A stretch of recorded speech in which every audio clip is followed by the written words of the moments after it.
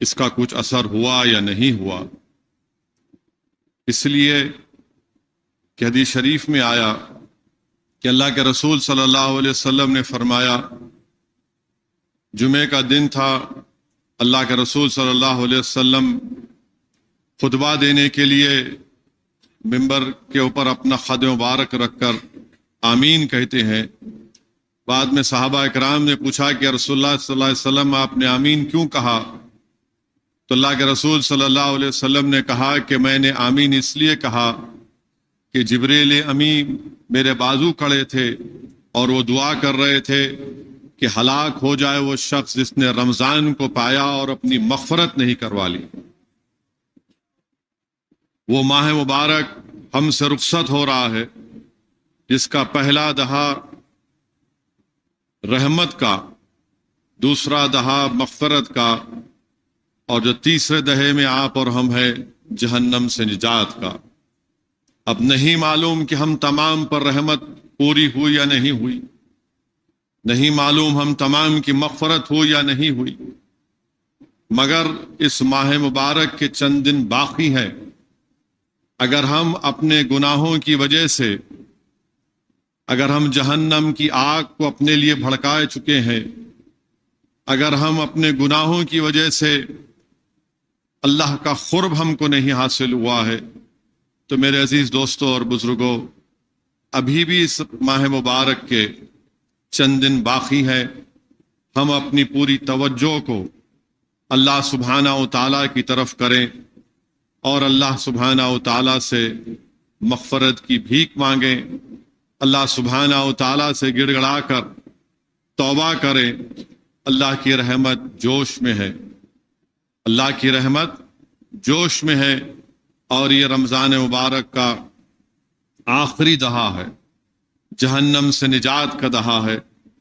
تو میرے عزیز دوستوں اور بزرگوں، اللہ سبحانہ و تعالی ہم تمام کو توفیق دے کہ ہم اس ماہ مبارک کے یہ جو چند دن باقی ہیں، ہم اللہ سے اپنے رشتے کو اور مضبوط کریں. ہم رسول اللہ صلی اللہ علیہ وسلم سے اپنی غلامی کے رشتے کو اور مضبوط کریں. ہم اللہ سے بھیک مانگیں، اللہ سے کے سامنے گر گڑا کر توبہ کریں تاکہ اللہ سبحانہ و تعالی ہماری مغفرت فرما دے. حضرت مولانا نعمت اللہ صاحب نے اچھی بات کہی اپنے مختصر سے خطاب میں کہ اس ماہ مبارک میں ہم کو صبر کی ٹریننگ دی گئی. اس ماہ مبارک میں ہم کو ایثار اور قربانی کا جذبہ سکھایا گیا.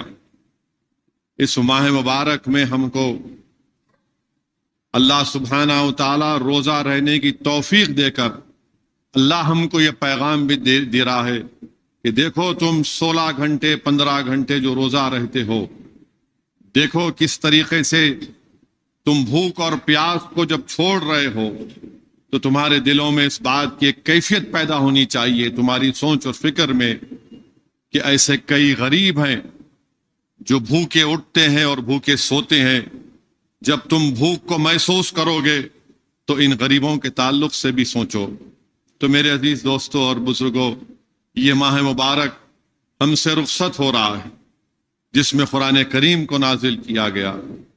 میرے عزیز دوستوں اور بزرگوں، میں آپ کے سامنے یہ عرض کرنا چاہ رہا ہوں کہ عالم اسلام، ملت اسلامیہ ایک نازک ترین دور سے گزر رہی ہے. یقیناً ہم نے دین اسلام کی تاریخ میں ہم نے کئی نازک وقت کو دیکھا اور بڑے سور آزما حالات کو بھی ہم نے دیکھا.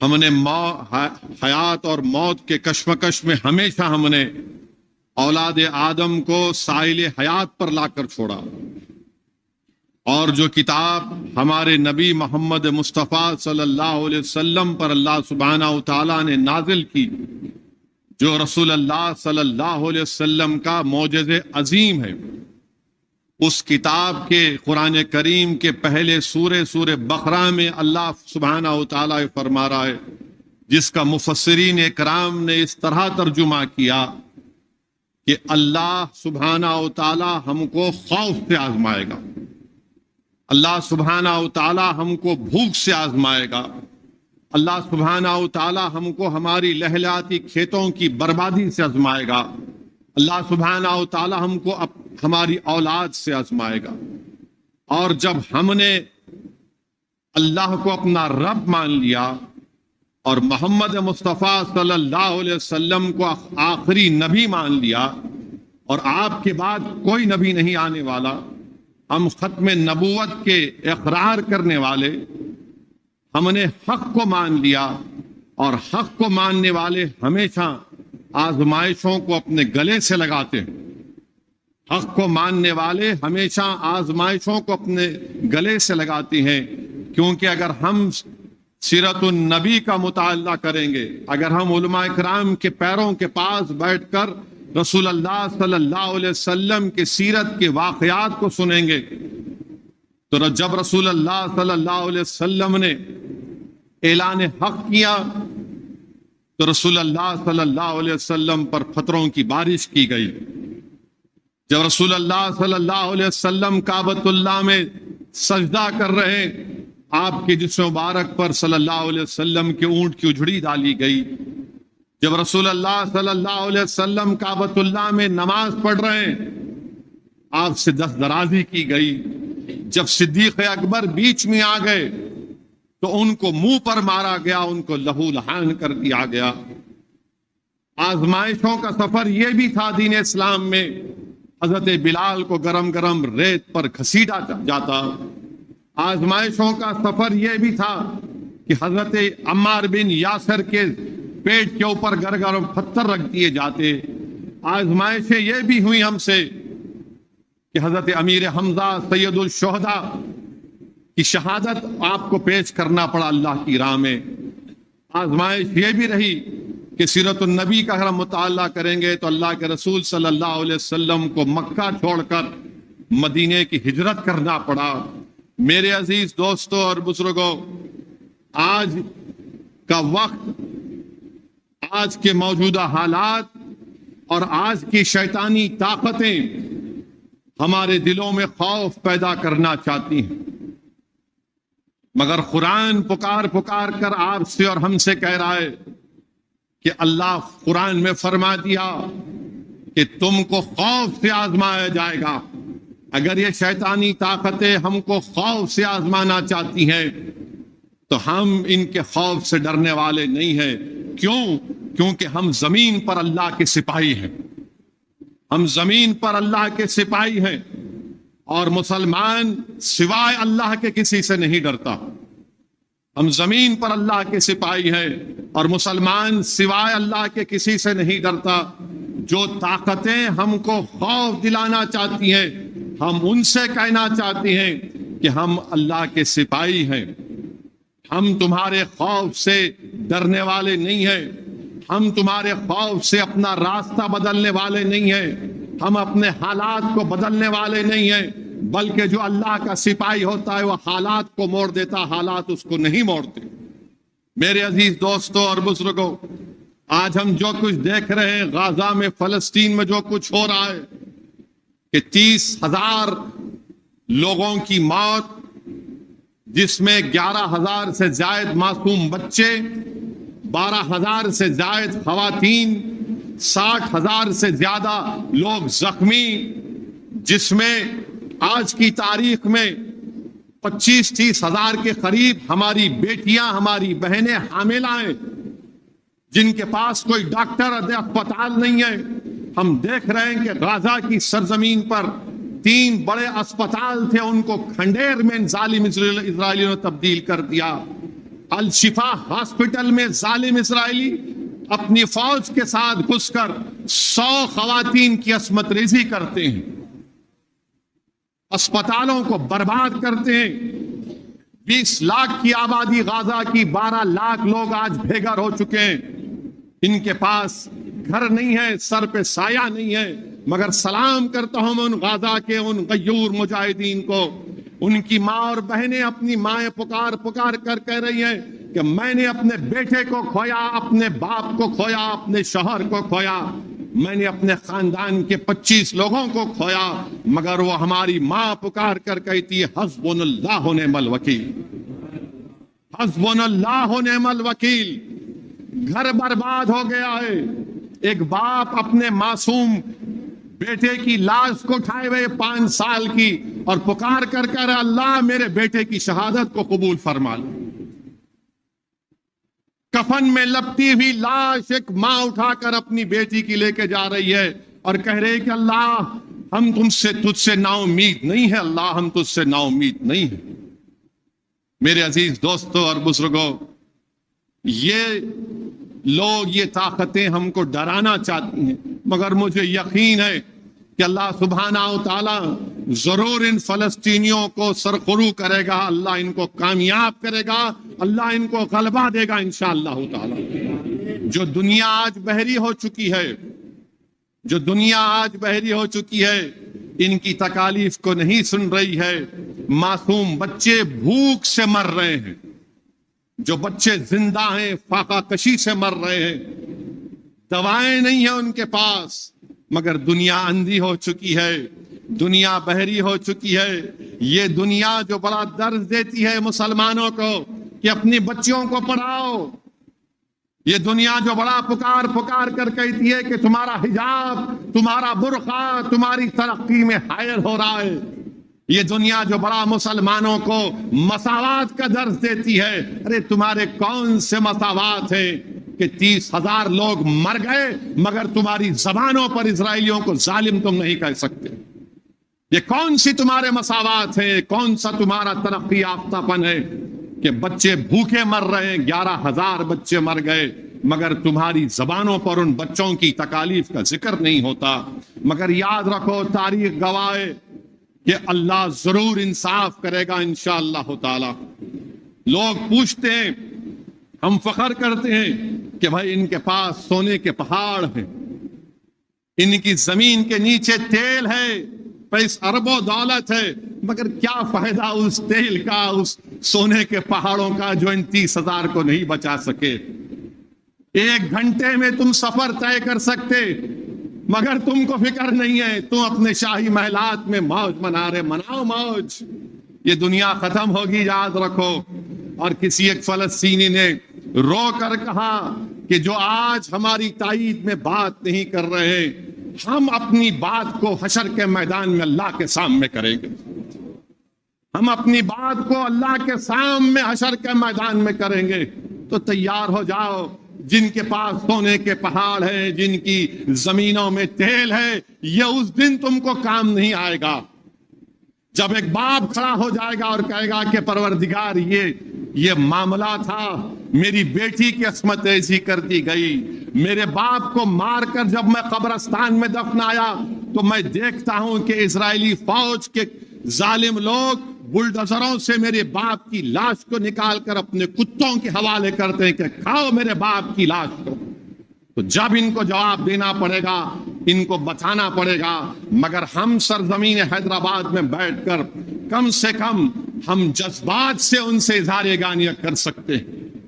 یہ سب سے کم ایمان کی نشانی ہے کہ کم سے کم ہم جذبات سے ان معصوم فلسطینیوں کو ہم اپنا پیغام دے سکتے ہیں کہ ہم ضرور تمہاری تکلیف کو محسوس کر رہے ہیں، ضرور تمہاری اس بربادی کو، تمہاری شہادتوں کو، تمہارے بچوں کے یتیم ہو کر ہم جو دیکھتے ہیں، یقیناً ہماری آنکھ میں آنسو آتے ہیں۔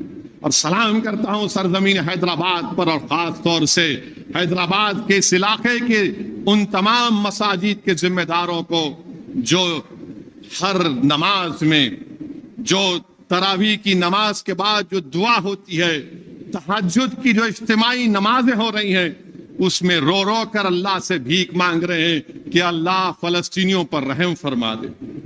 میرے بھائی، یہی تو خصوصیت ہے ہماری سرزمین کی، یہی تو خصوصیت ہے، یہی تو مزاج ہے ہمارا کہ ہم ان غزہ کے فلسطینیوں کی تکلیف کو محسوس کرتے ہیں۔ کوئی دن میرے پاس نہیں جاتا کہ لوگ فون کر کے پوچھتے ہیں کہ بتاؤ کیسے ان کی مدد کر سکتے، ہم کیسے ان تک ہم کچھ امداد پہنچا سکتے ہیں۔ میں ان کو کہتا ہوں کہ اللہ آپ کے جذبے کو سلامت رکھے، مگر ہماری حکومت جب تک ایک اعلان نہیں کرے گی ہم کچھ مدد نہیں کر سکتے۔ مگر میرے بھائی، اللہ نے آپ کو اور ہم کو ایک بہت بڑا ہتھیار دیا ہے. وہ ہتھیار ہمارے ہاتھ ہیں. وہ ہتھیار ہمارے ہاتھ ہیں. ہم ہر نماز کے بعد، ہر ذکر کے بعد اللہ سے دعا کرتے رہیں کہ پروردگار جو آج یہ بے و سر و سامانی کے عالم میں یہ فلسطینی، اللہ تو ان کو رحم فرما دے. اللہ سے دعا کرتے رہیے کہ اللہ رزاق، اللہ ان کو رزق دے دے. اللہ شافی، اللہ ان کو شفا دے دے. اللہ غیب سے ان کی مدد فرما دے. اور اللہ سبحانہ و تعالیٰ صبح قیامت تک غزہ کے فلسطینیوں کو اللہ وہاں پر آباد اور شاداب رکھے. پروردگار جب تک حضرت عیسیٰ کا تو نزول نہیں کرتا اس وقت تک فلسطینیوں کو آباد رکھ. اللہ وہ مسجد ہے جہاں پر آج دمشق میں حدیث شریف میں آیا کہ حضرت عیسیٰ علیہ السلام آئیں گے، پروردگار اس وقت تک ان فلسطینیوں کو آباد اور شاداب رکھ میرے مولا. میرے عزیز دوستوں اور بزرگوں، اسی لیے میں آپ سے کہہ رہا تھا کہ خوف سے ہم کو آزمانے کی کوشش کی جا رہی ہے، خوف سے. اور یاد رکھیے ہم زمین پر اللہ کے سپاہی ہیں. جس دن ہم دنیا کی محبت کم کریں گے، دنیا کی محبت اپنے دل و دماغ سے نکالیں گے، اس لیے کہ قرآن میں سورہ توبہ میں اللہ کہہ رہا ہے کہ جب اس کا ترجمہ مفسرین نے کیا کہ جب تم سے کہا جاتا ہے کہ اللہ کی راہ میں نکلو، تمہارے قدم وزن ہو جاتے، تم بوجھل ہو جاتے ہو، اور اللہ فرما رہا ہے کہ کیا تم نے دنیا کی زندگی کو آخرت کی زندگی کو پسند کر لیا، چھوڑ دیا؟ کیا تم نے دنیا کی زندگی کو آخرت کی زندگی پر فوقیت دی ہے؟ میرے عزیز دوستوں اور بزرگوں، مومن ایک شیر کی طرح ہوتا ہے، اور شیر ایک باوقار زندگی گزارتا ہے. اگر ہمارے دلوں میں خوف پیدا ہو رہا ہے تو ہم کو دیکھنا چاہیے، محاسبہ کرنا چاہیے کہ آخر کیا وجہ ہے کہ میرے قدم ڈگمگا رہے ہیں. آخر کیا وجہ ہے کہ میں اس کو ظالم نہیں کہہ سکتا. آخر کیا وجہ ہے کہ جو میری شناخت کو ختم کرنا چاہ رہا میں اس کے خلاف کچھ نہیں کہہ سکتا. جو میری مسجدوں کو ویران کرنا چاہتا ہے میں اس کے خلاف کھڑے ہوں گا نہیں ہوں گا. میرے عزیز دوستوں اور بزرگوں، جب یہ خوف ختم ہوگا تو ہماری اولاد میں سعد بن ابی وقاص پیدا ہوں گے. جب یہ خوف ختم ہوگا تو ہماری اولاد میں صلاح الدین ایوبی پیدا ہوں گے، خالد بن ولید پیدا ہوں گے. ہماری بچیوں میں اسما بنت ابوبکر کی طرح بیٹیاں ہماری مجاہدہ کریں گے اور آگے بڑھیں گے، اور ان کی اولاد سے زبیر پیدا ہوں گے. میرے عزیز دوستوں اور بزرگوں، اس بات کا ہم کو نوٹس لینا ہے. اور سعد بن ابی وقاص فوج لے کر ایران کے رستم سے مقابلہ کرنے کے لیے جاتے ہیں. دریائے دجلہ شام میں طوفان ہے. حضرت سعد بن ابی وقاص رضی اللہ تعالیٰ عنہ سلمان فارسی صحابی رسول سے پوچھتے ہیں کہ بتاؤ سلمان، کیا ہم طوفان کے تھمنے کا انتظار کریں اور پھر کشتیوں سے اس دریا سے گزر جائیں؟ حضرت سلمان فارسی نے کیا کہا؟ حضرت سلمان فارسی نے کہا کہ سعد، ہمارا دین اور ہمارا ایمان تازہ ہے. دوسری بات حضرت سلمان فارسی نے کہی کہ ہمارے رسول محمد صلی اللہ علیہ وسلم نے ہم کو شرک کی گندگیوں سے پاک کیا. تیسری بات سلمان فارسی نے کہی کہ اللہ اس دین کو غالب کرے گا سعد. اور چوتھی بات کہی کہ سعد، ہم اللہ کے سپاہی ہیں، ہم صرف اللہ پر یقین کرنے والے ہیں. سعد، تم طوفان کو مت دیکھو، کود جاؤ اس دریا میں، اللہ ہم کو اس دریا سے پار کرے گا. تو دنیا دیکھتی ہے کہ مسلمانوں کی فوج دریا میں طوفان نے اپنے گھوڑوں کو اتار دیے. تاریخ تبری میں لکھا کہ ایرانی پکار کر کہنا شروع کر دیے، یہ وہ لوگ ہیں جو ہتھیار پر بھروسہ نہیں کرتے، اللہ کی قدرت پر کامل یقین کرتے. تو اللہ کی قدرت پر کامل یقین کرنا، اللہ کی قدرت پر کامل یقین کرنا، یہ پہلی بنیادی چیز ہے کہ اللہ کی قدرت پر کامل یقین کرنا. اور میرے عزیز دوستوں اور بزرگوں، یقیناً حالات اور وقت انسان کے لیے آتے ہیں، مشکلات آتی ہیں، مگر ہم اس سے مایوس ہونے کی ضرورت نہیں ہے، ہرگز مایوس ہونے کی ضرورت نہیں ہے۔ یونس علیہ السلام کے بارے میں اللہ نے کہا، ہم نے یونس علیہ السلام، قرآن میں فرما رہا ہے کہ ہم نے حضرت یونس کے غم کو دور کیا، ہم نے یونس علیہ السلام کے غم کو دور کیا، اور ہم تمہاری بھی مدد کریں گے، اللہ فرما رہا ہے۔ اللہ قرآن میں فرما رہا ہے کہ سلام ہو موسیٰ اور ہارون پر، اللہ نیکوں کے ساتھ ہے۔ اللہ سبحانہ و تعالیٰ جب حضرت نوح علیہ السلام نے شکایت کی تو اللہ فرما رہا ہے کہ ہم تم کو غالب کریں گے۔ جب حضرت صالح علیہ السلام کی قوم نے ان کو تکلیف دی تو اللہ نے ان کو صف ہستی سے مٹا دیا۔ جب رسول اللہ صلی اللہ علیہ وسلم مکہ سے ہجرت کیے تو اللہ نے فاتح مکہ بنا کر پھر بھجایا آپ کو۔ میرے عزیز اور مرتے ہیں، یہ سبق ہم کو قرآن سے، قرآن کہہ رہا ہے کہ تم کو آزمایا جائے گا خوف سے، سورہ بقرہ میں کیا تم کو آزمایا جائے گا بھوک سے، تم کو آزمایا جائے گا تمہاری اولادوں سے، اور اللہ قرآن میں فرما رہا ہے کہ کیا تم یہ سمجھ رہے ہو کہ ہم تم کو چھوڑ دیں گے اس لیے کہ تم نے صرف کلمہ پڑھ لیا، ہم تم کو آزمائیں گے۔ اللہ قرآن میں فرما رہا ہے کہ ہم نے تمہاری ماں، تمہارا ایمان، اللہ نے ہم کو خرید کر، اللہ نے ہم کو خرید لیا۔ اللہ فرما رہا ہے کہ میں نے تم کو خرید لیا جنت کے عوض۔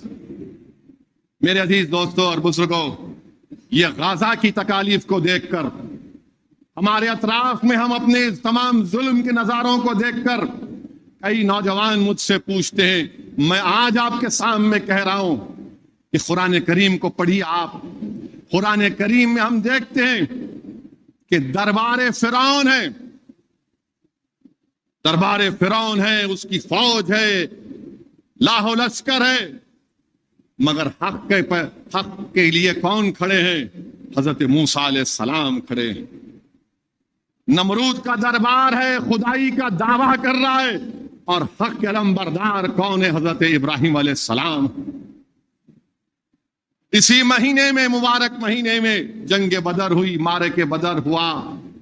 اللہ کے رسول صلی اللہ علیہ وسلم کے ساتھ 313 جانثار ہیں، اور کفاران کے پاس، مشرکین مکہ کے پاس 1000 کا لاہو لشکر۔ یہاں پر 8 تلواریں، وہاں پر سب کے پاس تلوار، یہاں پر 8 گھوڑے، وہاں پر سب کے پاس اونٹ اور گھوڑے، یہاں پر پانی نہیں، وہاں پر سب کچھ، یہاں پر بھوک ہے، وہاں پر کھانا رکھ کے لیے۔ کربلا ہم نے دیکھا کہ ایک طرف امام حسین ہے، نواسہ رسول ہے، اور یزید کی فوج ہے۔ ہم نے دیکھا اسی وطن میں کہ ایک طرف شیخ احمد سرندی ہے، مجدد الفتانی ہے، اور دوسری طرف مغل بادشاہ اکبر ہیں۔ مگر دنیا نے کیا دیکھا؟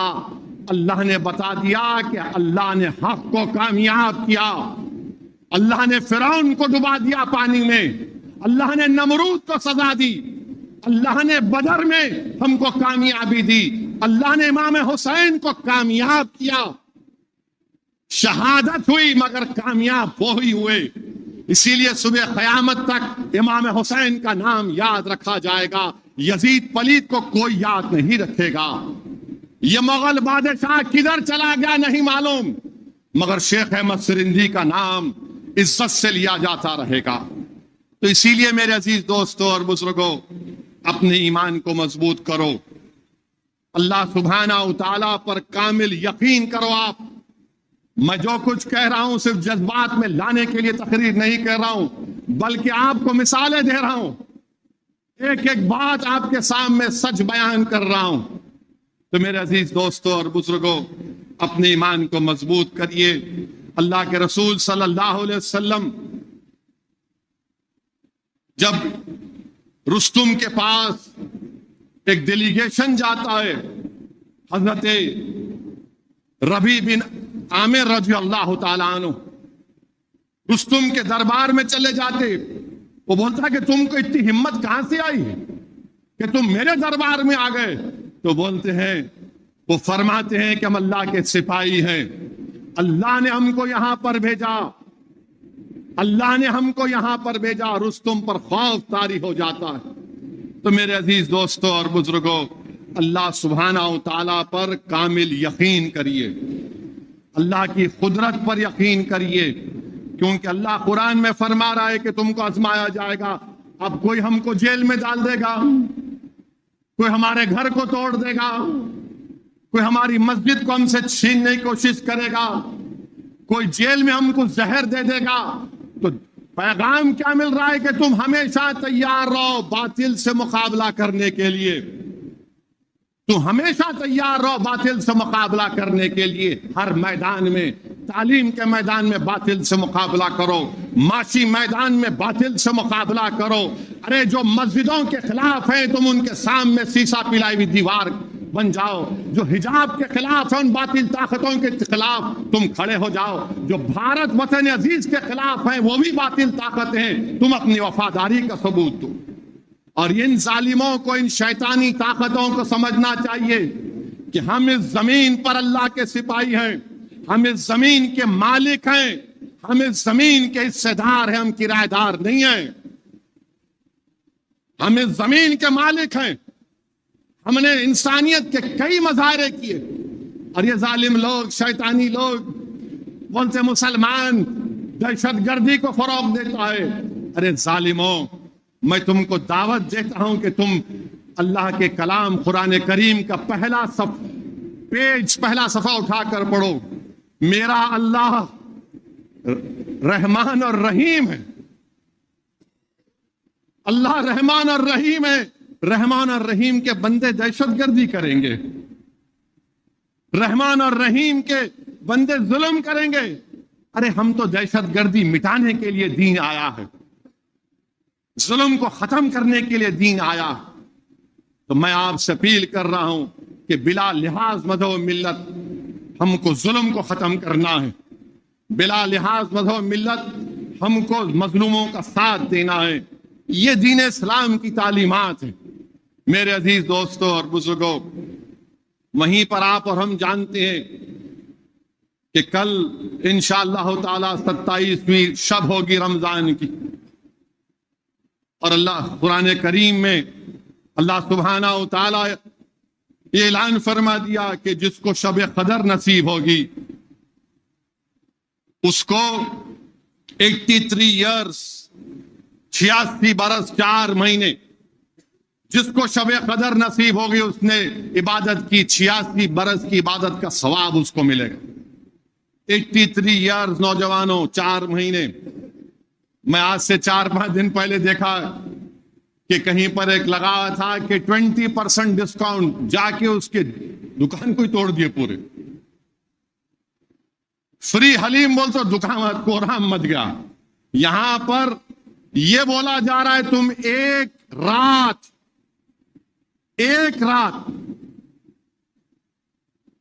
رات اگر تم عبادت کرو گے 86 برس کی عبادت کا ثواب ملے گا۔ کتنا؟ 83 ایئرس اینڈ 4 منتھس۔ سوچ لو آپ، اگر یہ کو بولنے ارے نہیں میاں میں ابھی جوان ہوں، وہ بڈھوں کا کام ہے۔ میرے بھائی، نہ بڈھوں کو، نہ مجھے، نہ تم کو کوئی گارنٹی ہے کہ تم کل صبح تک زندہ رہتے، کوئی گارنٹی نہیں ہے۔ ہو سکتا ہے کہ جو بڈھے لوگ ہیں اور 25 سال جی لیں صحت کے ساتھ، جو نوجوان ہیں نہیں معلوم، تب بول کے آج کل تو خبر آ رہی کہ چلے گئے۔ تو 86 برس 83 ایئرس 4 منتھس نوجوانوں، ہم تجارت کے منافع کے لیے رات بھر جاگتے، چھوٹی اجرت کے لیے۔ تو 27 کی شب یا شب قدر کے تعلق سے کہا گیا اس کو رمضان کے طاق راتوں میں آخری دہے میں تلاش کرو۔ اللہ کے رسول صلی اللہ علیہ وسلم کی امت پر یہ بہت بڑا انعام۔ علماء کرام نے لکھا، بلکہ امام طبری نے لکھا کہ اللہ سبحانہ و تعالیٰ نے ایک قدر والی کتاب ایک قدر والے رسول پر اور قدر والے رسول کی امت پر نازل کی۔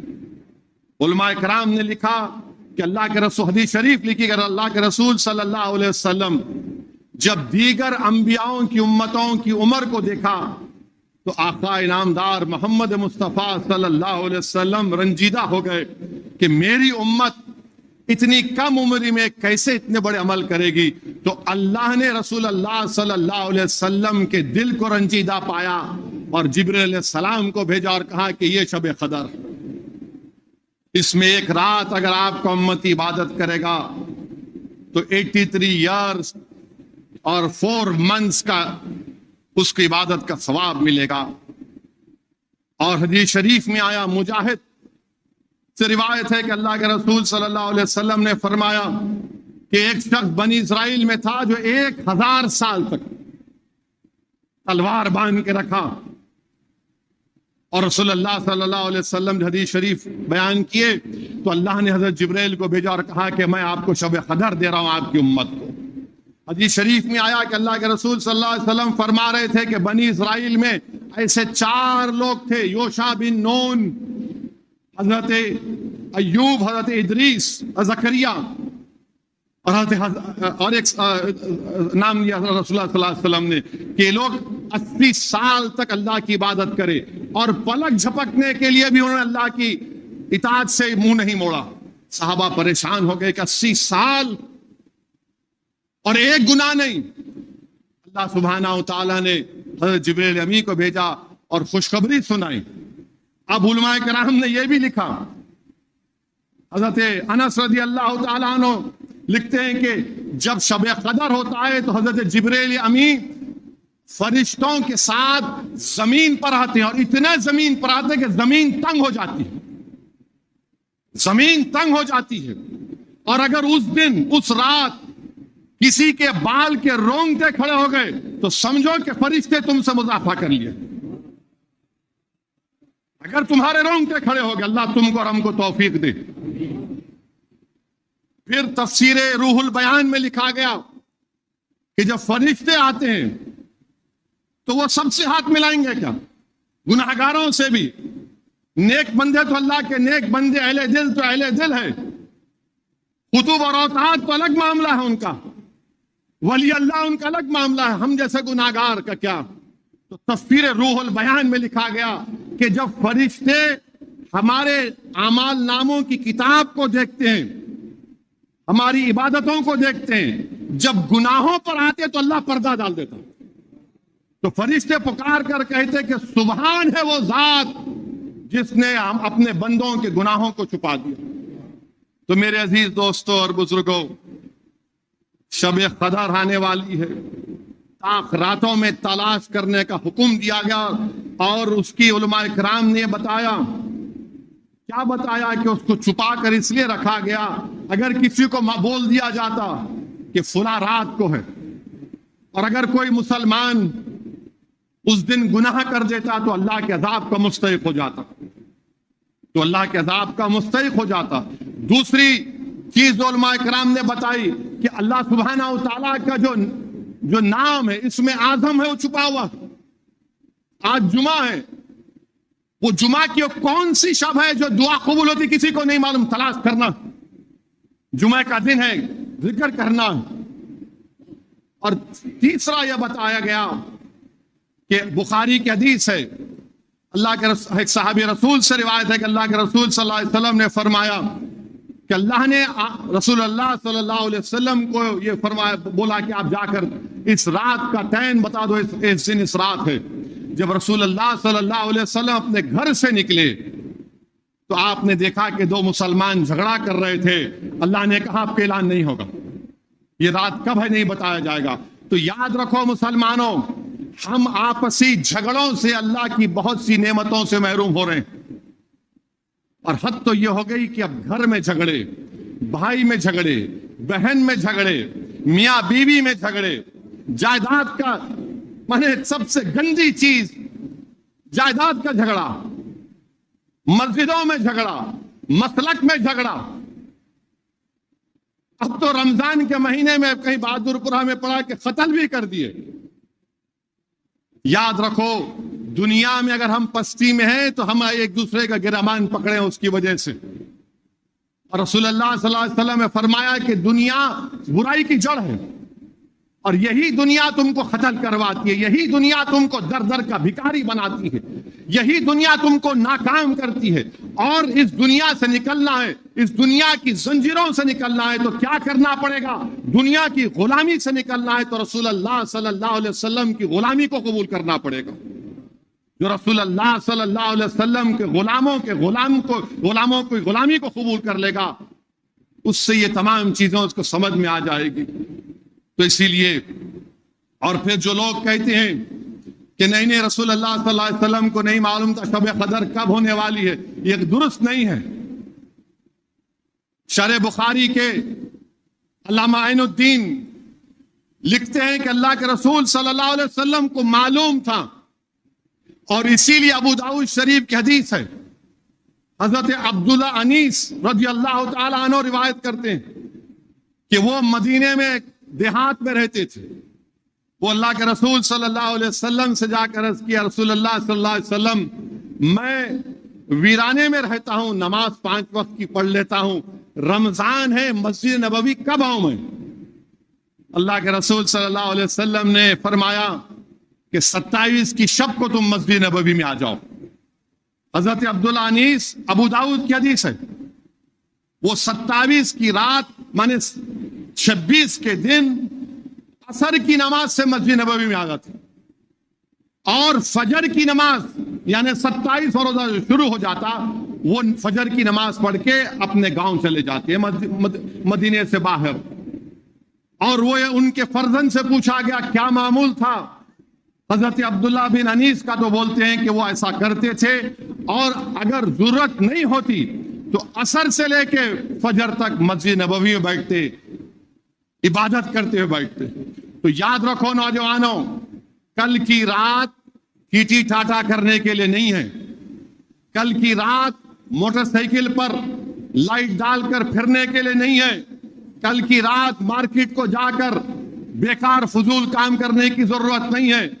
کل کی رات ہماری اور آپ کی ذمہ داری ہے کہ یہ مسجدوں کو آباد رکھیں۔ اللہ کی رحمت جوش میں رہتی، یاد رکھو 83 ایئرز 4 مہینے کی عبادت کا ثواب آپ کو ملے گا، ہم کو ملے گا، اگر ہم پورے اخلاص کے ساتھ آ کر اللہ سے رجوع کرتے ہیں۔ حضرت جبریل امی ہے، رسول اللہ صلی اللہ علیہ وسلم بیٹھے ہوئے ہیں، اور ایک صحابی رسول رو رہے ہیں، بے انتہا رو رہے ہیں۔ حضرت جبریل امی فرماتے ہیں اللہ کے رسول صلی اللہ علیہ وسلم، ہم آپ کی امت کے ہر امتی کے اعمال کو دیکھتے ہیں، اور اس کا رونا ہم نہیں دیکھتے، اس کا رونا ہم نہیں دیکھتے۔ حدیث شریف میں آیا کہ اللہ کے رسول صلی اللہ علیہ وسلم خطبہ دے رہے ہیں، اور ایک صحابی رسول ہچکیاں لے کے رو رہے ہیں، ہچکیاں لے کے رو رہے ہیں۔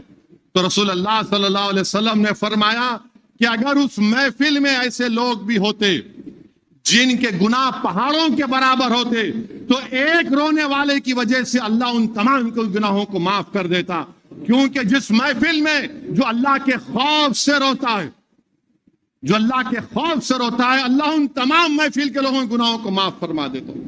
ایک کتاب ہے نزہۃ المجالس، امام نقی آل رسول ہیں، امام نقی فرماتے ہیں کہ حشر کے میدان میں ایک شخص کو لایا جائے گا اور حکم ہوگا اس کو جہنم میں لے کر جاؤ، تو اس شخص کی آنکھ کا بال اللہ سے پکار کر کہے گا پروردگار، یہ ایک رات تیرے خوف سے اس کی آنکھ میں آنسو آئے تھے، وہ آنسو میرے بال کو لگا، اللہ تو مجھے جہنم میں مت ڈال، مجھے اس کے جسم سے علیحدہ کر دے۔ امام نقی فرما رہے ہیں، تو اللہ فرمائے گا اپنی شان کے مطابق جل جلالہ، اللہ سبحانہ و تعالیٰ بولے گا تو اس کے لیے دعا کیوں نہیں کرتا؟ تو آنکھ کا بال کہے گا عشر کے میدان میں اللہ تیرا خوف، تیرا جلال دیکھ کر میں کچھ نہیں کہہ سکتا ہوں۔ تو اللہ فرشتوں کو بولے گا کہ اعلان کرو عشر کے میدان میں کہ فلاں فلاں شخص ایک رات میرے خوف سے رویا اور اس کی آنکھ سے آنسو نکلا، میرے خوف سے رونے کی وجہ سے میں اس کو جہنم سے نجات دیتا ہوں۔ تو میرے عزیز دوستوں، بزرگوں، اور خاص طور سے غیور نوجوانوں، اللہ سے رونے والی آنکھیں مانگو، عشق نبوی صلی اللہ علیہ وسلم مانگو، اللہ کے رسول صلی اللہ علیہ وسلم کی غلامی مانگو اللہ سے۔ ہم کیوں روتے؟ ارے بھائی الیکشن ہار گئے تو روئیں گے، کاروبار میں نقصان ہوا تو روئیں گے، میرا فون چوری ہو گیا تو روئیں گے۔ مگر یاد رکھو، جو لوگ جو آنکھیں اللہ کے خوف سے روتی ہیں، رسول اللہ صلی اللہ علیہ وسلم نے فرمایا کہ ایک خطرہ تم آنکھ سے آنسو بہاتے اللہ کے خوف سے، کیونکہ اللہ یہ کہتا ہے کہ دیکھو اس نے میرے خوف سے اس نے آنکھ میں آنسو لائے، یہ مجھ سے نا امید نہیں ہے۔ اسی لیے کسی نے حضرت علی سے پوچھا کہ یا علی، جب گناہگار اللہ کو پکارتا ہے اور نیک بندہ اللہ کو پکارتا ہے تو اللہ کیسے جواب دیتا ہے؟ شیر خدا امیر المومنین نے فرمایا کہ جب نیک بندہ اللہ کو پکارتا ہے تو اللہ کہتا ہے میں حاضر ہوں میرے بندے۔ جب گناہگار پکارتا ہے اسد الدین اویسی کی طرح تو اللہ کہتا ہے میں حاضر ہوں میرے بندے، میں حاضر ہوں میرے بندے، میں حاضر ہوں میرے بندے۔ تو پوچھنے والا پوچھا یا علی یہ کیا معاملہ ہے؟ نیک بندہ پکار رہا ہے تو ایک مرتبہ، گناہگار پکار رہا ہے تو کئی مرتبہ۔ تو شیر خدا نے فرمایا، بتایا اور سمجھایا کہ نیک بندے کو اپنی نیکیوں پر بھروسہ ہوتا ہے، اور جو گناہگار ہوتا ہے اس کو اللہ کی رحمت پر بھروسہ ہوتا ہے، اس کو اللہ کی رحمت پر بھروسہ ہوتا ہے، وہ اللہ کے خوف سے روتا ہے۔ تو اللہ بولتا ہے کہ جانتا ہے کہ میں ہی اس کے گناہ معاف کرنے والا ہوں، اس کے پاس کوئی نیکیاں نہیں ہے، مگر میں جانتا ہوں یہ میرے خوف سے اپنے آنکھ میں آنسو لایا۔ تو ایسے رونے والی آنکھوں کو مانگو اللہ سے۔ میرے بھائی یہ چند دن رہ چکے ہیں رمضان کے، ہم سال کے 11 مہینے اللہ کی رحمت، اللہ کی رضا کو تلاش کرتے ہیں۔ آج اللہ سبحانہ و تعالی ہر رات کو پہلے آسمان پر اپنی شان کے مطابق آ کر کہہ رہا ہے اے کوئی میری رضا طلب کرنے والا میں رضا دے دوں، اے کوئی مجھ سے رزق طلب کرنے والا میں اس کو رزق دے دوں، اے کوئی مجھ سے جو اپنی تکلیف بیان کر رہا ہے تو میں اس کی تکلیف کو دور کروں۔ اور حدیث شریف میں آیا کہ اللہ کو حیا آتی ہے، اللہ کو حیا آتی ہے جب کوئی ہاتھ اٹھا کر دعا کرتا ہے کہ اللہ میں پریشان ہوں میرے حال پر رحم فرما دے، تو اللہ کو حیا آتی ہے۔ اللہ سورہ زمر جا کر پڑھو، اللہ قرآن میں فرما رہا ہے فَإِنِّي قَرِيبٌ، فَإِنِّي قَرِيبٌ۔ اس سے بڑھ کر آپ کو کیا خوشخبری دے سکتا اللہ سبحانہ و تعالی؟ اللہ فرما رہا ہے کہ میرے محبوب آپ فرما دیجئے کہ میں ان کے بہت قریب ہوں۔ اللہ ہمارے قریب ہے، قرآن میں بول رہا میں تمہارے قریب ہوں، فَإِنِّي قَرِيبٌ۔ ہمارے شہرک سے زیادہ اللہ قریب ہے۔ میرے عزیز دوستوں اور بزرگوں، فَإِنِّي قَرِيبٌ، اب اس سے بڑھ کے خوشخبری اللہ کیا دے سکتا ہے؟ اور اس آیات کے سلسلے مفسرین کرام نے لکھا، بلکہ اللہ قرآن میں فرما رہا ہے لا تقنطوا من رحمت اللہ، کہ میری رحمت سے مایوس مت ہو۔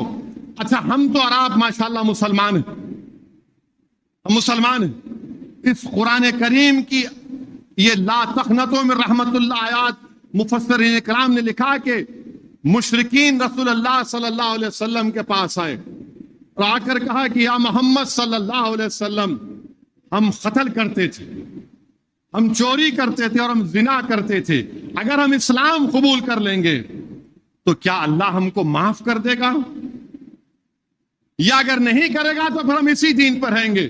تو قرآن کریم حضرت جبرائیل امین آ کر کہتے ہیں اللہ فرما رہا ہے لا تقنطوا من رحمت اللہ، کہ میری رحمت سے مایوس مت ہو۔ یہ حال ان کا ہے، پھر ہمارا حال کیا ہو سکتا ہے؟ میرے بھائی اللہ کی رحمت جوش میں فَإِنِّي قَرِيبٌ، اللہ ہمارے بہت قریب ہے۔ سورہ زمر کو جا کر پڑھو آپ۔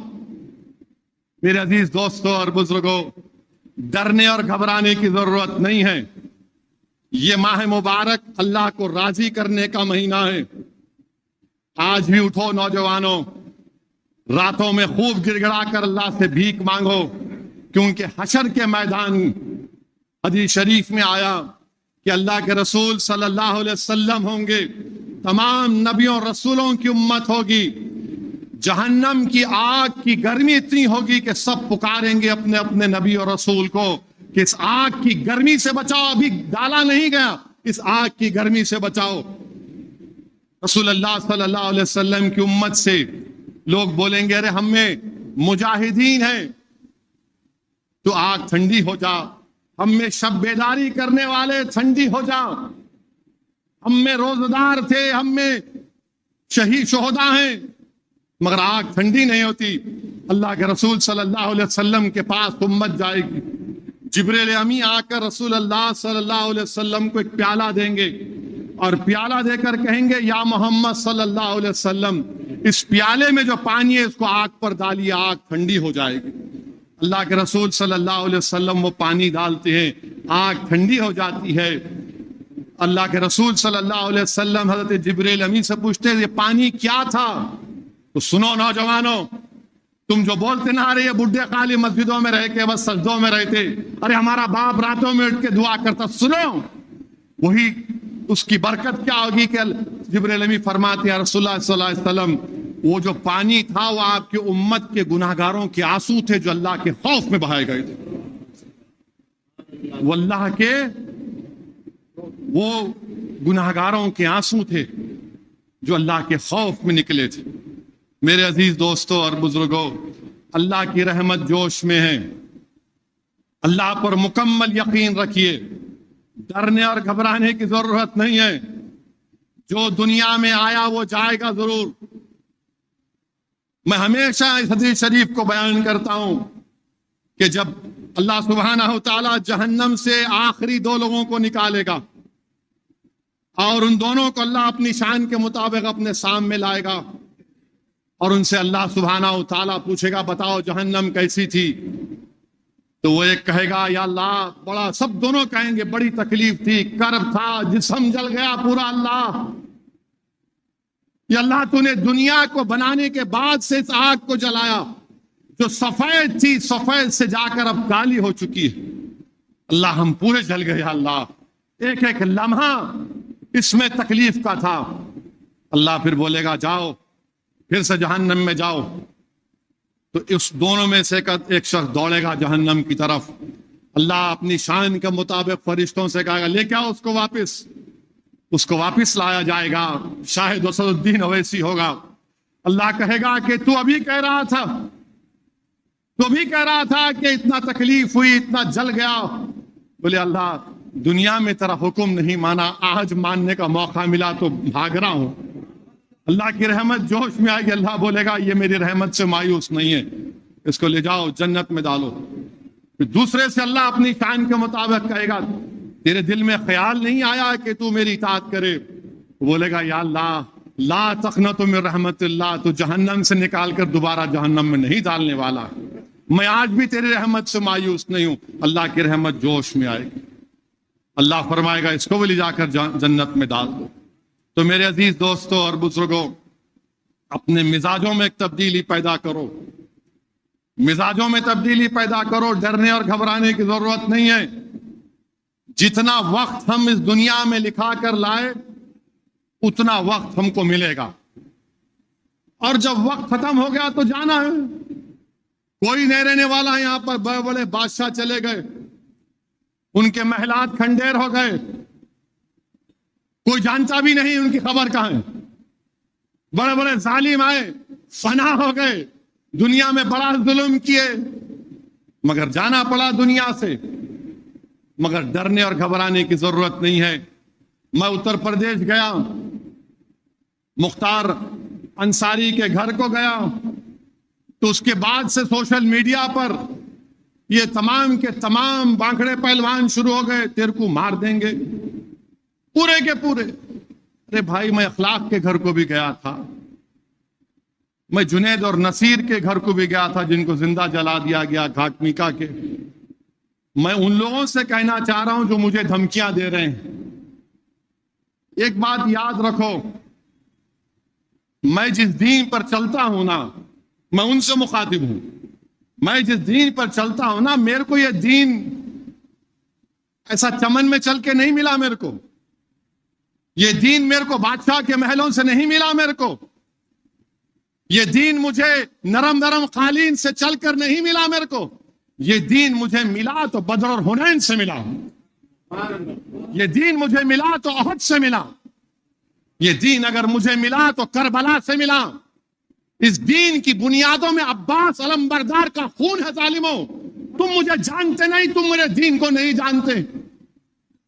مار دیں گے، تو مارنا چاہے مار لے، میرا وقت نہیں ہے تو نہیں ماروں گا، وقت ہے تو برابر مروں گا۔ تم کیا مار دیں گے؟ مار دیں گے۔ ارے ظالموں، قرآن میں اللہ لکھ رہا ہے کلو نفس ذائقۃ الموت، اور میں ان شیطانی طاقتوں سے کہہ رہا ہوں جو بول رہے مار دیں گے۔ ایک بات یاد رکھو، میں کوئی مرغی کا بچہ نہیں ہوں۔ ایک بات یاد رکھو، مرغی کا بچہ نہیں ہوں۔ آج کے حالات تم جانو، پھر میں اتنا آسانی سے جانے والا نہیں ہوں، پیٹھ نہیں دکھاؤں گا انشاءاللہ تعالی۔ تم کیا، تمہارے باپ بھی آ جائیں گے تو سامنے ٹھہروں گا میں انشاءاللہ تعالی۔ مگر یاد رکھو، مومن فنا نہیں ہوتا، مومن فنا نہیں ہوتا۔ اب کیسے نہیں ہوتا؟ موت کیا ہے؟ زندگی اور موت ایک حقیقت ہے نا؟ زندگی اور موت کے درمیان میں ایک حجاب ہے۔ تو ایک گھر سے دوسرے گھر کو جائیں گے آپ، تو فنا کیسے ہوئے؟ ایک گھر سے دوسرے گھر کو جا رہے آپ اور ہم، تو فنا کہاں سے ہوئے؟ تم فنا ہو جاؤ گے، ہم فنا نہیں ہوں گے انشاءاللہ تعالی۔ تمہاری نسلیں فنا ہو جائیں گے، ہم فنا نہیں ہوں گے۔ ہم ایک گھر سے دوسرے گھر کو منتقل ہوتے ہیں۔ مستدراک ایک حدیث کی مشہور کتاب ہے۔ عمر بن عبدالعزیز رضی اللہ تعالیٰ عنہ کہتے ہیں کہ آخرت کی زندگی کی تیاری کرو، مومن فنا نہیں ہوتا، وہ ایک گھر سے دوسرے گھر کو جاتا، ایک گھر سے دوسرے گھر کو جاتا ہے۔ تو موت سے ڈرنا نہیں ہے، مگر ڈرنا اس بات سے کہ موت کے بعد کیا ہوگا۔ جب خبر میں جائیں گے، جب حساب کتاب ہوگا، جب پوچھا جائے گا، جب تم سے اور ہم سے پوچھا جائے گا، اور انشاءاللہ تعالی جب ہم کو رسول اللہ صلی اللہ علیہ وسلم کا چہرے مبارک دکھا جائے گا تو ہم پکار کر کہیں گے یہ میرے آقا ہیں، انشاءاللہ میں ان کا امتی ہوں، یہ محمد صلی اللہ علیہ وسلم ہے۔ ہم ایک گھر سے دوسرے گھر کو منتقل ہوتے۔ مارنا ہے مارو، کیا کرنا ہے کرو۔ تم زہر دے کے مارے انہوں شہید ہو گئے، تم زہر دے کے مارے انہوں شہید ہو گئے، تم 2 فیٹ کے سے گولی مارے وہ شہید ہو گئے۔ اور شہید تو قرآن میں اللہ بول رہا ہے ان کو مردہ مت کہو، تم جب مرو گے تم مردہ رہو گے انشاءاللہ۔ تم جب مرو گے تم مردہ ہوگے، میں مردہ نہیں رہوں گا، میں مومن ہوں، گھر تبدیل کروں گا۔ کسی ایک شاعر نے ایک اچھا شعر کہا تھا، میری زندگی کا مقصد تیری دین کی سرفرازی، میری زندگی کا مقصد تیرے دین کی سرفرازی، میں اسی لیے مسلمان، میں اسی لیے نمازی۔ میری زندگی کا مقصد تیری دین کی سرفرازی، میں اسی لیے مسلمان، میں اسی لیے نمازی۔ کسی ایک عاشق رسول نے بڑا اچھا کہا موت خبر کے بارے میں، کفن کے بارے میں۔ اب میں ان ظالموں سے کہہ رہا ہوں کہ پس مردن فرشتوں نے جو تلاشی لی تو بھلا کیا نکلا؟ پس مردن فرشتوں نے جو تلاشی لی تو کیا نکلا؟ فقط ایک دل کے گوشے سے خیال مصطفیٰ نکلا۔ پس مردن فرشتوں نے جو تلاشی لی تو بھلا کیا نکلا؟ فقط ایک دل کے گوشے سے خیال مصطفیٰ نکلا۔ یہی ہوگا میرے سے بھی انشاءاللہ، ہم تمام سے ہی ہوگا انشاءاللہ تعالیٰ۔ پس مردن فرشتوں نے تلاشی لی تو کیا نکلا؟ فقط ایک دل کے حصے سے خیال مصطفیٰ نکلا۔ میرے بھائی، یہ ہماری پہچان ہے، اور یہ ظالم جانتے نہیں، یہ مردہ لوگ ہیں، یہ جانتے نہیں۔ ایک صحابی رسول تھے ابو سعید خسیمہ رضی اللہ تعالیٰ عنہ، ضعیف ہیں، بیٹا بدر میں شہید ہو گیا، احد کی جنگ ہے، رسول اللہ صلی اللہ علیہ وسلم کا جا کر عرض کہتے رسول اللہ صلی اللہ علیہ وسلم آپ میرے لیے دعا کریے۔ اللہ کے رسول صلی اللہ علیہ وسلم پوچھتے ہیں کیا دعا کرنا چاہیے؟ تو بولے رسول اللہ صلی اللہ علیہ وسلم دعا کریے کہ میں احد کے جہاد میں شریک ہو سکوں اور مجھے اللہ شہادت دے دے۔ اور بولتے ہیں کہ جب جنگ بدر ہو رہی تھی تو میرے اور بیٹے میں یہ بحث ہوئی کہ میں جاؤں گا، تو ہم دونوں نے ڈرا کیا، خورا کیا، بیٹے کا نام اٹھا، بیٹا شہید ہو گیا الحمدللہ۔ اور کہتے ہیں ضعیف باپ کہتا ہے رسول اللہ صلی اللہ علیہ وسلم میں نے رات میں اپنے بیٹے کو خواب میں دیکھا جنت میں، اور کہہ رہا ابا جان جلدی آؤ میں آپ کا انتظار کر رہا ہوں۔ ارے ظالموں، ہم کو اسلام ایسے ملا۔ اللہ کے رسول صلی اللہ علیہ وسلم ان کے لیے دعا کرتے ہیں، وہ شہید ہو جاتے ہیں۔ حضرت انس رضی اللہ تعالیٰ عنہ احد کی جنگ میں ایک اور واقعہ کہ ایک صحابی رسول آ کر رسول اللہ صلی اللہ علیہ وسلم کرتے ہیں رسول اللہ صلی اللہ علیہ وسلم میری صورت اچھی نہیں ہے، میرے وجود سے تھوڑا بدبو آتی، کیا اگر میں کل شہید ہو جاؤں تو اللہ کیا دے گا مجھے؟ اللہ کے رسول صلی اللہ علیہ وسلم فرماتے ہیں اگر تو جہاد میں شہید ہوگا تو اللہ تجھے جنت دے گا، تو شہادت کے اعلیٰ مقام پر پہنچے گا۔ وہ جنگ میں حصہ لیتے، شہید ہو جاتے، جب ان کی لاش کو دیکھتے ہیں تو چہرہ نورانی ہو جاتا، جسم سے خوشبو آتی ہے، اور رسول اللہ صلی اللہ علیہ وسلم فرماتے ہیں کہ جنت کی حوریں اس کے استقبال کے لیے کھڑی ہوئی ہیں۔ تم ہم کو مارتے، مارو پیارے، کون روک رہا تم کو؟ میری زندگی اللہ لکھ دیا ہے جب میں اپنی ماں کے پیٹ میں تھا، میری ذلت، میری عزت، میری رزق، سب چیز اللہ لکھ چکا ہے، تم کیا لوگے مجھ سے؟ ارے یاد رکھو دنیا میں رہیں گے تو غازیوں کی طرح رہیں گے، یا پھر موت آئے گی تو شہادت کو پسند کریں گے، اور حشر کے میدان اپنے ماں باپ کو شرمندہ ہونے نہیں دیں گے انشاءاللہ تعالی۔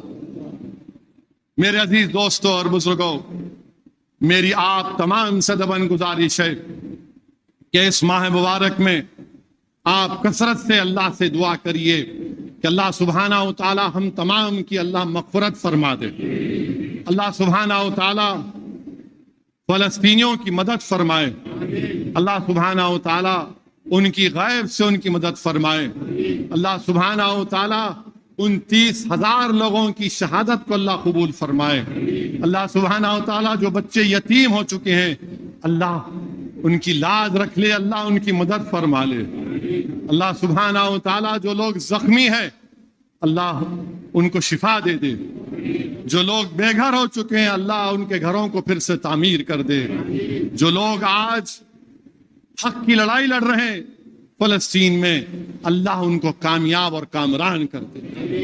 اور یاد رکھیے کہ صبح قیامت تک یہ لڑائی چلتے رہے گی۔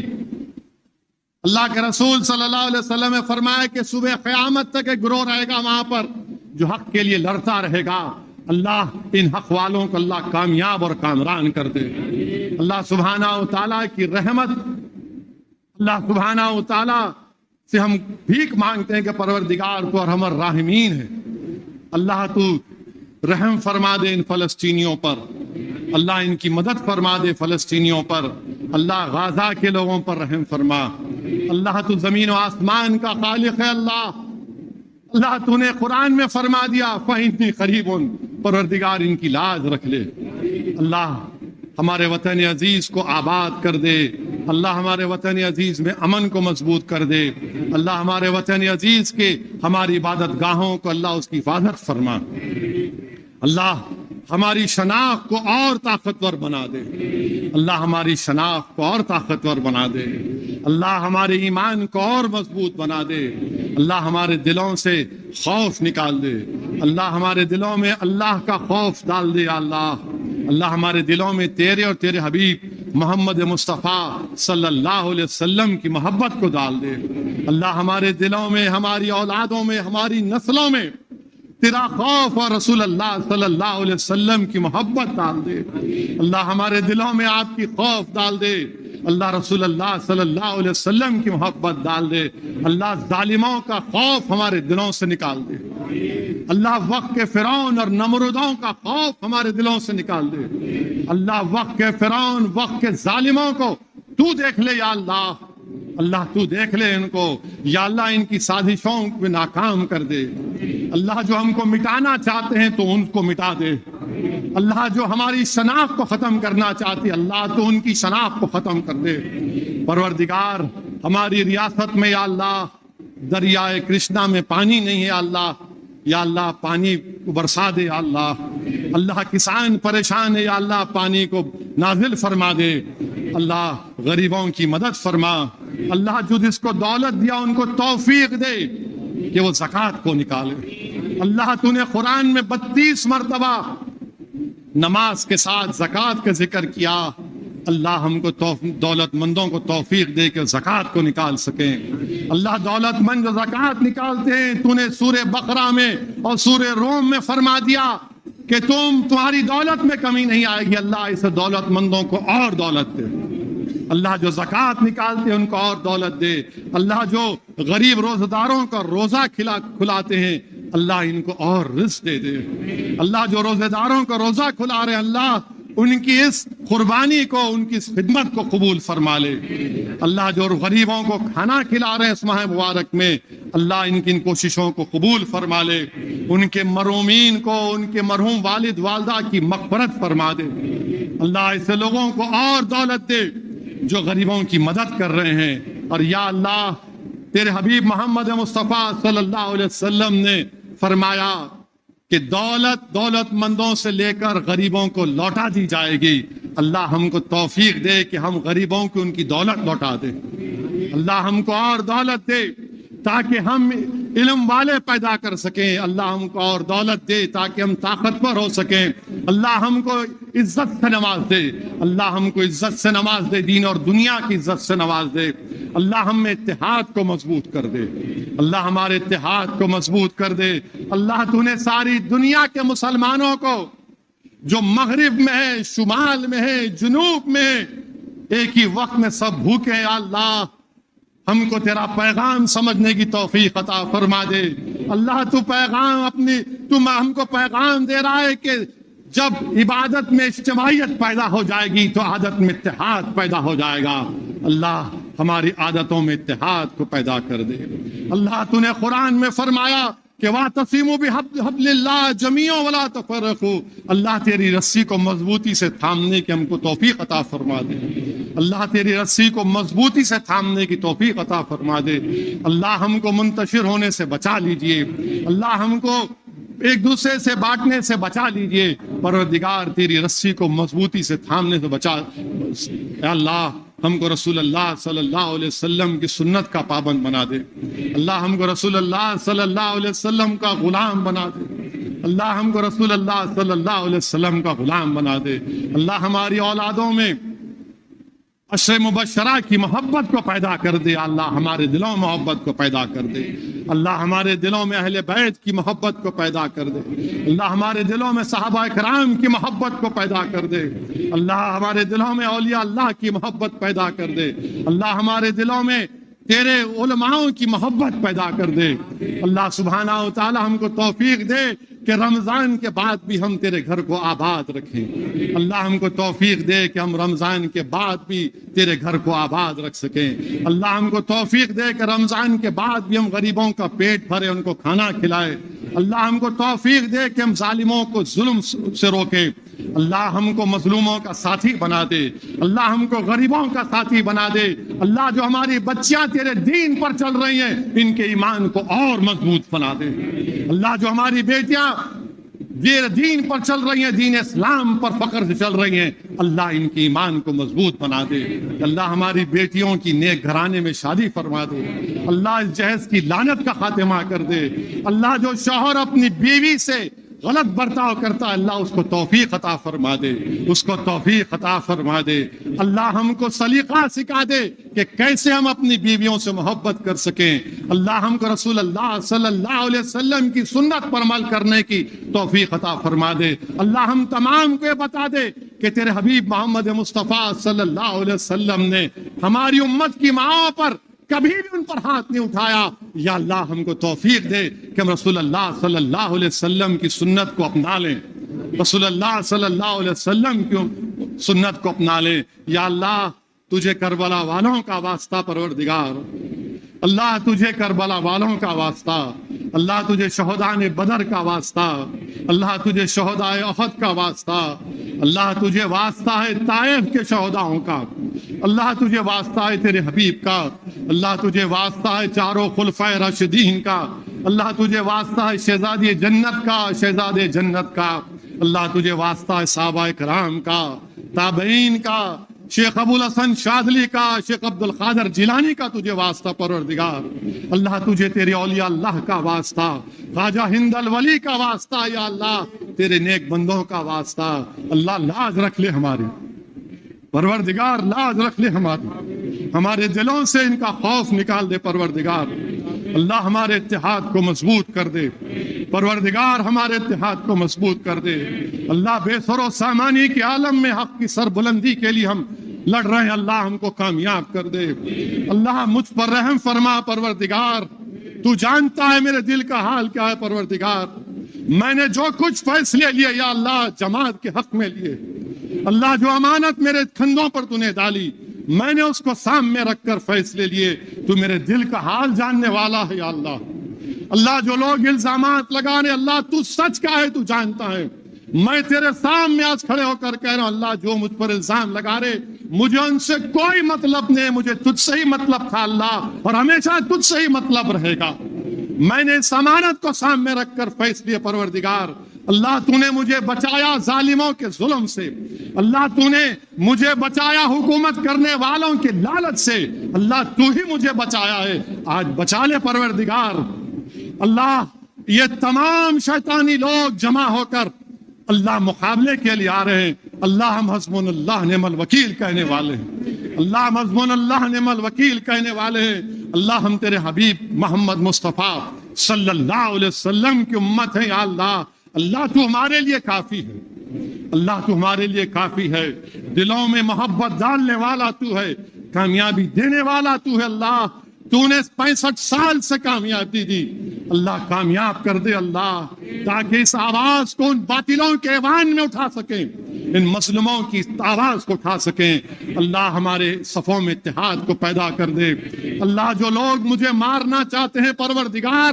تو میری زندگی لکھا ہے، اگر میری زندگی میں شہادت ہے تو پروردگار مجھے قبول ہے، اسد الدین اویسی پکار پکار کر ہی کہتا رہے گا کہ حق تو یہ ہے کہ حق ادا نہ ہو سکا، حق تو یہ ہے کہ حق ادا نہ ہو سکا، اللہ تو بے شمار نعمتوں سے مجھے نوازا، اللہ جب تک تو زندہ رکھے گا اللہ مجھے سوائے تیرے سامنے کسی کے آگے مت جھکا پروردگار، اللہ ہم تمام کو سوائے تیرے آگے کسی کے آگے مت جھکا، اللہ ہم کو فخر ہے کہ تو ہمارا رب ہے، اللہ ہم کو فخر ہے کہ ہم تیرے حبیب محمد مصطفیٰ صلی اللہ علیہ وسلم کے امتی ہیں، اللہ ہم کو ناز ہے، اطمینان ہے، یقین ہے کہ تو ہماری مدد کرنے والا، اللہ تو ہماری مدد فرما دے، ہمارے گناہوں کو معاف فرما دے، اللہ ہم تمام کو شب قدر نصیب فرما دے، اللہ ہم تمام کو شب قدر نصیب فرما دے، اللہ جو مرحومین ہیں ان کی مغفرت فرما دے، اللہ میرے والد میرے قائد سالار ملت کی مغفرت فرما دے، اللہ مرحوم قائد اور مجلس کے مرحوم قائدین کی مغفرت فرما دے، اللہ ان کی قربانیوں کا نتیجہ ہے کہ آج ہم یہاں پر کھڑے ہیں، اللہ ان کے خبر میں کو کشادہ فرما دے، یا اللہ ان کے خبروں کو کشادہ فرما دے، ان کی مغفرت فرما دے، اللہ مرحوم قائد سالار کی مغفرت فرما دے، اللہ کوئی ایسا دن نہیں جاتا کہ ایک بیٹا اپنی باپ کی کمی کو محسوس نہیں کرتا، اللہ ہر اولاد کے والد والدہ کی مغفرت فرما دے، اللہ جو دنیا میں نہیں ہے، اللہ تو راضی ہو جا پروردگار، یا اللہ ان سوکھے ہوئے ہونٹوں سے آپ سے بھیک مانگ رہے، اللہ آپ کے حبیب کا ارشاد ہے کہ تجھے حیا آتی ہے جب تجھ سے ہاتھ اٹھا کر کوئی بھیک مانگتا ہے، اللہ تجھے تیری رحمت کا واسطہ اللہ ہماری لاز رکھ لے، اللہ ہماری لاز رکھ لے، اللہ ظالموں کے آگے سر کو مت جھکنے دے، اللہ یہ سر جھکے تو تیری بارگاہ میں جھکے، اللہ ہم کسی سے مانگیں تو تجھ سے مانگیں، اللہ ہم مانگیں تو تجھے وسیلہ دے کر مانگے رسول اللہ صلی اللہ علیہ وسلم کا، اللہ عالم اسلام کی لاز رکھ لے، اللہ عالم اسلام کی لاز رکھ لے، اللہ ہمارے روزوں کو قبول فرما لے، ہماری ٹوٹی پوٹی عبادتوں کو قبول فرما لے، اللہ ہم گناہگار ہیں، اللہ ہماری نمازیں صحیح ہوئی نہیں معلوم، اللہ تو غفور رحیم ہے، نمازوں کو قبول فرما لے، اللہ روزوں کو قبول فرما لے، اللہ ہماری لاز رکھ لے، اللہ جہاں تک ہماری آواز جا رہی ہے پروردگار ہم تمام کی تکالیف کو دور فرما دے،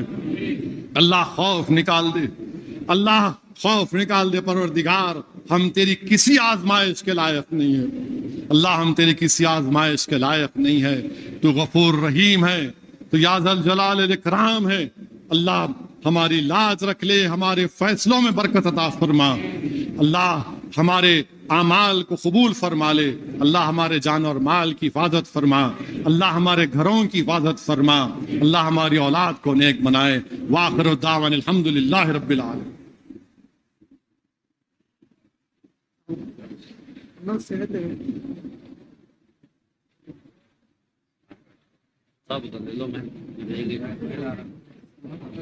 صلی اللہ علی محمد صلی اللہ علیہ وسلم۔